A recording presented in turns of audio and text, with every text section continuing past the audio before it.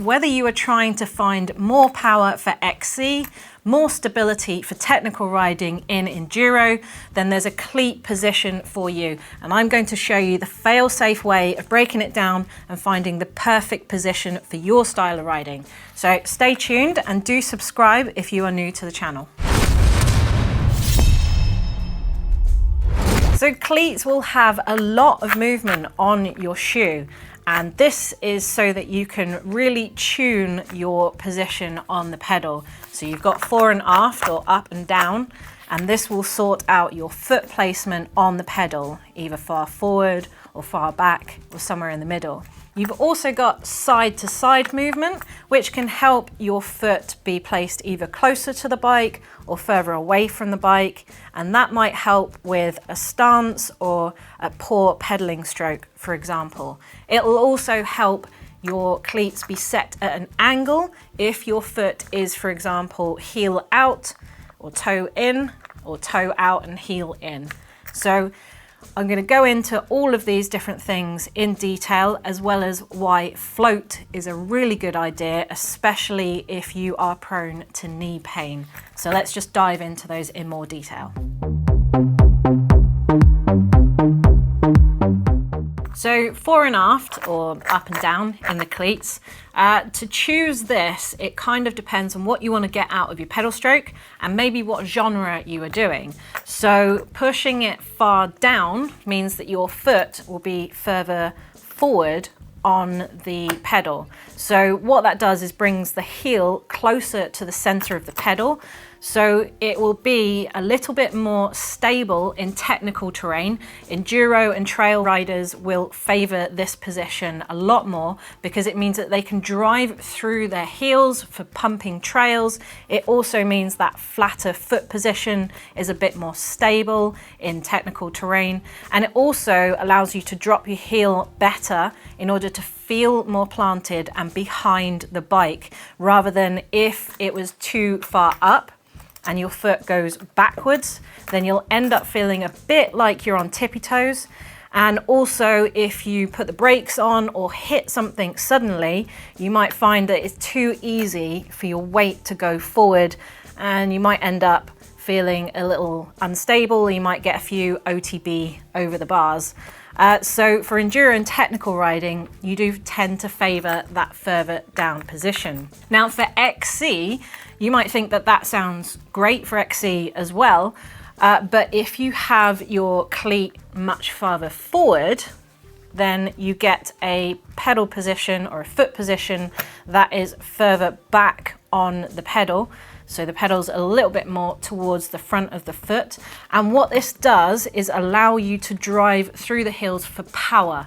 So this is a really good, powerful stroke that I often see in XC riders and roadies. So it's all about the power.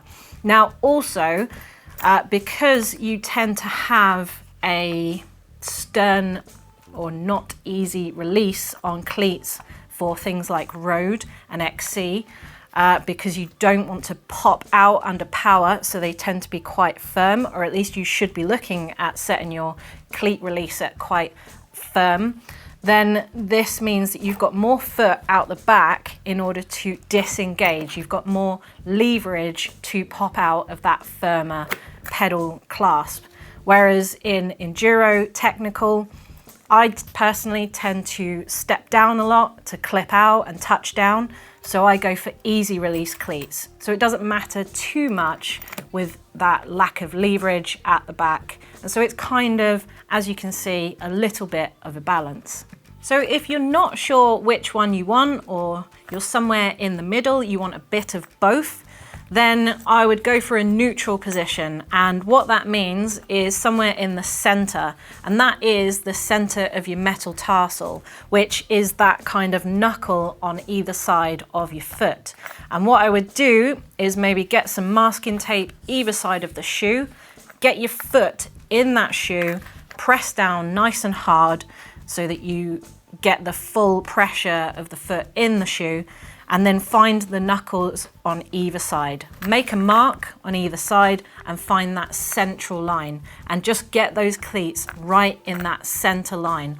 And you can go for a short pedal, see what it feels like, work out if you need to bring them a little forward for more power or a little more backwards for more stability. So once you're happy with the fore and aft, you can start to think whether you need to bring it to the side in either direction. So as I said, if you bring the cleat in to the inside of the foot, then that will move your foot to the outside of the pedal. Now this is good for anyone who might have a circular pedal stroke where your knee hits the top tube. So if you want to correct that or stop hitting the top tube, moving your foot outwards would be a good thing to do.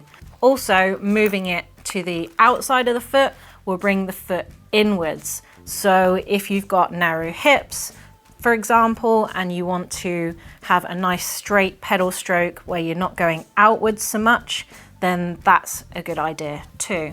That side to side movement will also help you create an angle. So this will allow for any heel out strokes or any toe out strokes. So what you can do is sit on a table or a bench or a chair and just let your feet dangle and see if you are heel out or if you are toe out, or you might be completely regular. Now this doesn't always work. You might want to go for a walk or a run and see if you can work out if you are a heel or toe out person.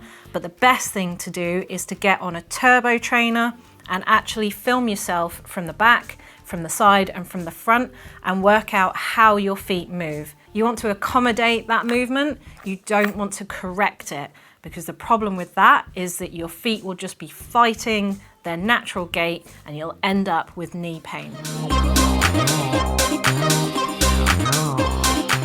Now, if you're not sure of the angle of your foot on the pedal, or maybe you have a slight imbalance of the angles with your feet, or maybe even your foot completely makes a circular motion when you're pedaling, then you might want to consider something with a lot of float. So I've got these easy release from Crank Brothers. They have up to 6 degrees of float.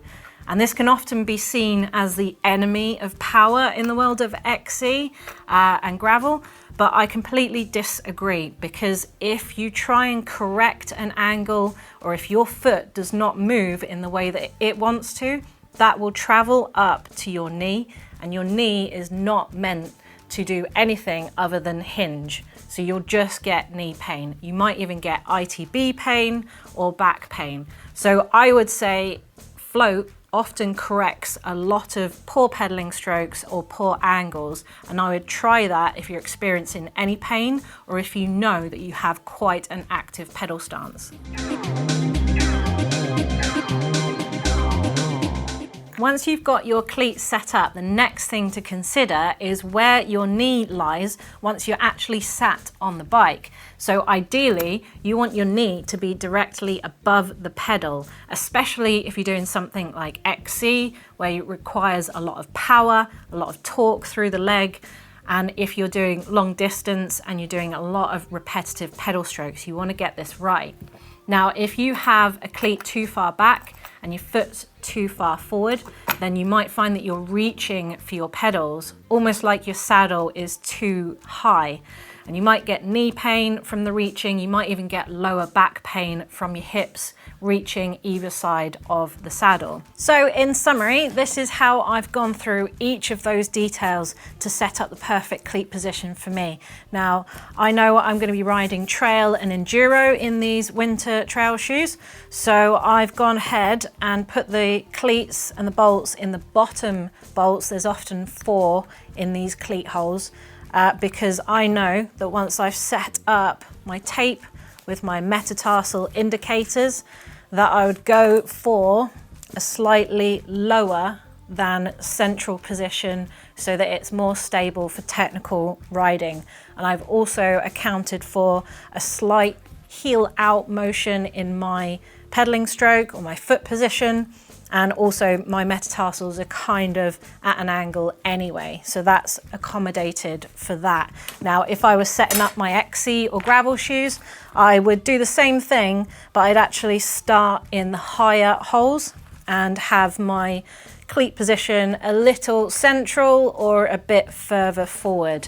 And that should be that. I've also got a spacer under here because I know that these treads are quite deep. I've also added a little bit of assembly grease to the bolts before I put them in the cleats because they're aluminium, which can corrode and then seize into place. So that just makes it easier to undo if you need to in the future. And then the next thing to do is to literally try them on the bike, pedal them on a turbo trainer if you can, or a set of rollers, or go for a really quick spin around the block to try it all out. And also make sure that if you're changing anything, that your bike rides are quite short at first, because even a 5mm change or an angle change can really change the muscles that you use in your legs, and it might even bring on an injury if you make too big a change too soon and then go out for a big ride. Hopefully that is a fail-safe way of setting up your cleats, and that has helped you. And hopefully we'll see you again in the future. But don't forget to subscribe if you're new to the channel, and make sure you get more content like this in the future.